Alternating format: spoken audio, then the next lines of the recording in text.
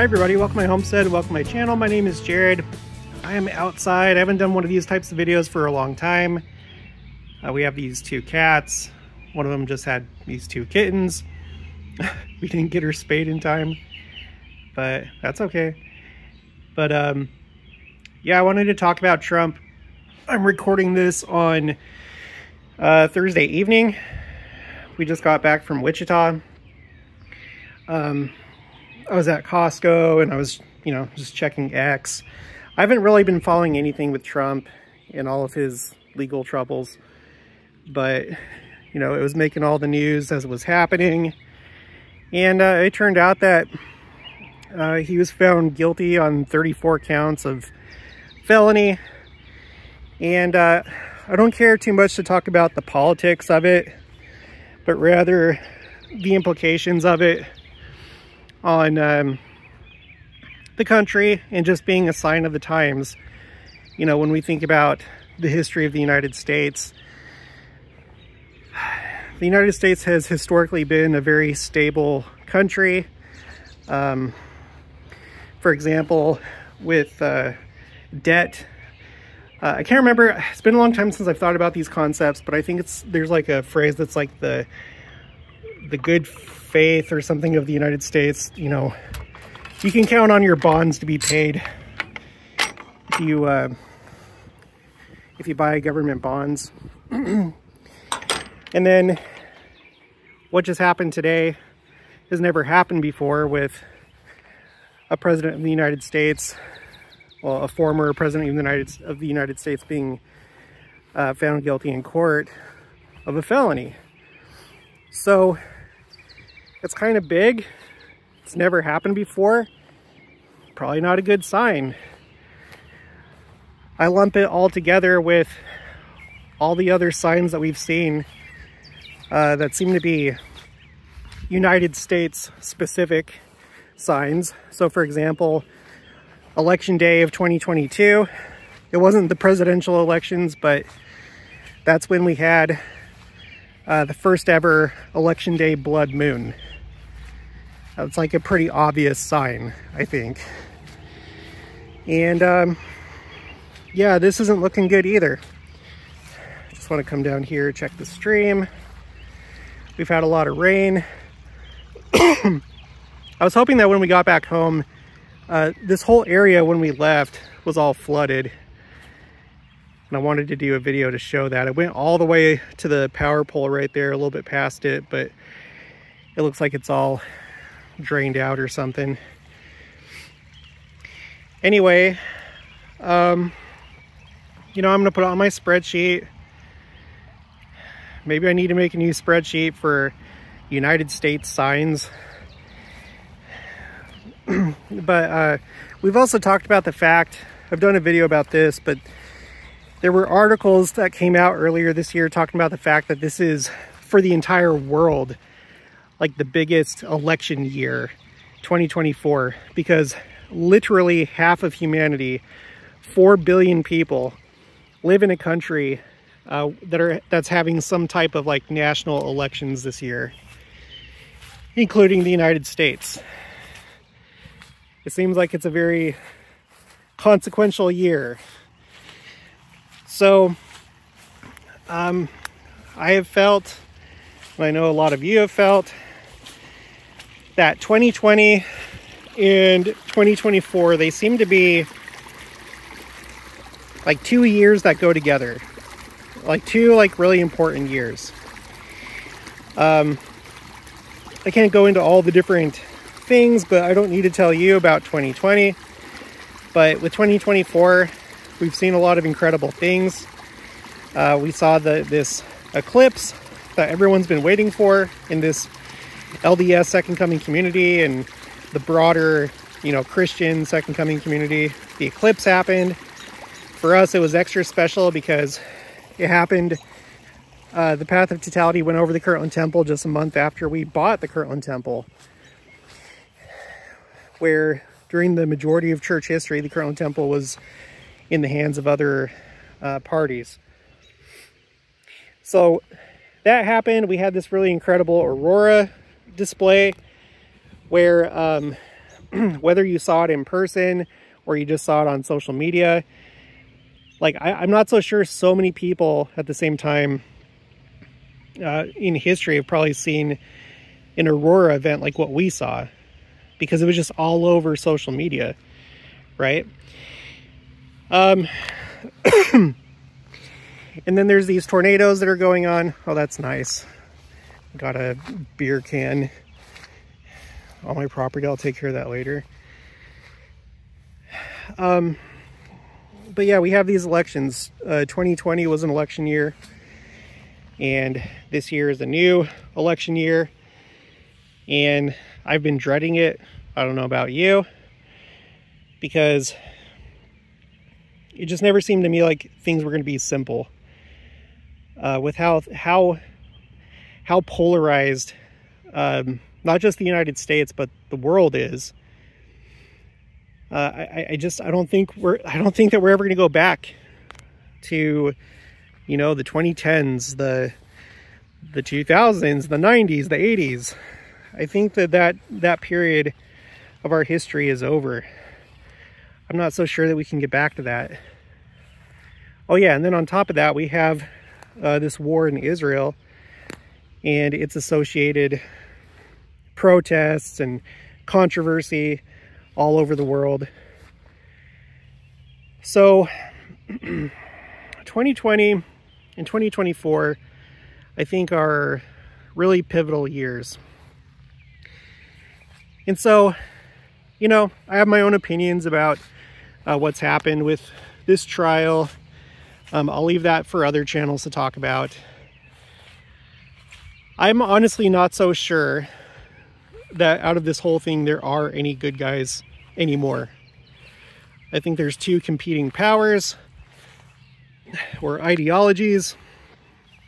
The nationalists, which would be like the Trump, Russia, China, etc. side, and then the globalists that want, you know, sovereignty to basically go away over time in a phased manner. And I think that's really what's going on, and I think both sides have their good points and their bad points, and I know it's disturbing to think that there aren't any good guys really anymore, but I think the world is basically just broken, honestly. So I don't know what's going to happen.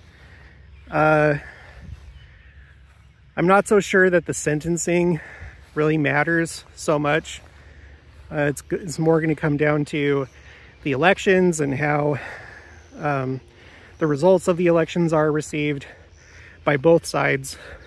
But it's probably going to be a chaotic year, and this doesn't help. This definitely does not help. It's an escalation in this political war. It exacerbates things. It adds fuel to the fire, gives ammo to one side, well, or the other. I don't know, I guess depending on how you look at it. So just like everything else, we just need to pay attention and watch and not add to the chaos. Even though you may feel very strongly one way or the other, it's more important to be a disciple of Jesus Christ and be a peacemaker. And don't waste your energy with people that are not going to be swayed to your side. People that are just as dug in or more than you. It's just pointless. You talk to people that are persuadable, that are rational, that are seeking for truth, not just to win. Those are the people that it's worth it to talk to when it comes to politics. But I feel like these days there's so few of those kind of people around. Yeah, by the way, we don't have any cows right now. We had cows last year, 2 steers, but we sold them. And we were gonna buy some in April, but we decided to go to Kirtland instead. And I'm glad that we did. I kind of joke that We literally sacrifice cows to go to the temple. And actually, I don't think the way things are going, I don't think we're going to be buying any cows this year. We just sold our chickens because we are going to be putting our house up for sale, and I think it's time to move. We've just kind of felt the call to, well, I'll wait till we actually like get there, but I'll give you a hint. We've narrowed down the states that we want to move to, down to the states that start with an M and end with an I. So yeah, I'll just say that. I don't know when it's going to happen, but you know, if you're interested, let me know. I'll put you in contact with our real estate agent. But it's close to 2 acres. It's like 1.75 acres. It's enough to have a couple cows, chickens. So I can give you the details if you're interested. Did I just see something? I thought I just saw something. Maybe it's just whatever. But anyway, just in general, I would encourage anybody who's thinking about it to move this way to this part of the country, and or buy some land and have property and have a little homestead, be able to produce some of your own food. It's been rewarding for us, and when we move, I hope that we can do this again. I'm more interested this time about the house that we get rather than the land. I would like to continue to homestead, but it's just time. We're just feeling like it's time to move on. Would like to upgrade, like we will be able to upgrade this time, but anyway, we're gonna try and like move to a small town or live in the country. Yeah, so we got a lot of like work to do. We're gonna be doing painting and retiling and just all this stuff. But anyway, yeah, this is on the one hand, it's a really disturbing development. It should be disturbing for either side. You know, if you love stability, if you love your country, if you're in the United States, or even if you're outside of the United States, you should want to see the United States be stable and succeed and be an example to other countries. So really, no matter what your politics, you shouldn't be happy about what happened today, because this tarnishes the reputation of the United States. And, you know, it sets a dangerous precedent for the future, depending on how you view this whole thing. But it feels like a sign of worldly kingdoms, nations, empires, powers coming to an end, which we know that that's going to happen anyway. We know that Christ is going to come. He's going to establish his political kingdom, and the whole world will be subject to that. So I guess in the end, it doesn't really matter. We have this hydrant right here. You put a stock tank right in between there. It's all set up nice. And then we have like these troughs that we usually just like fed our grain through that. Like you go inside there. Anyway, this is not I'm not trying to like really sell my house right now, but in case you're interested. So yeah, just say a prayer. Say a prayer for America. Say a prayer for the world.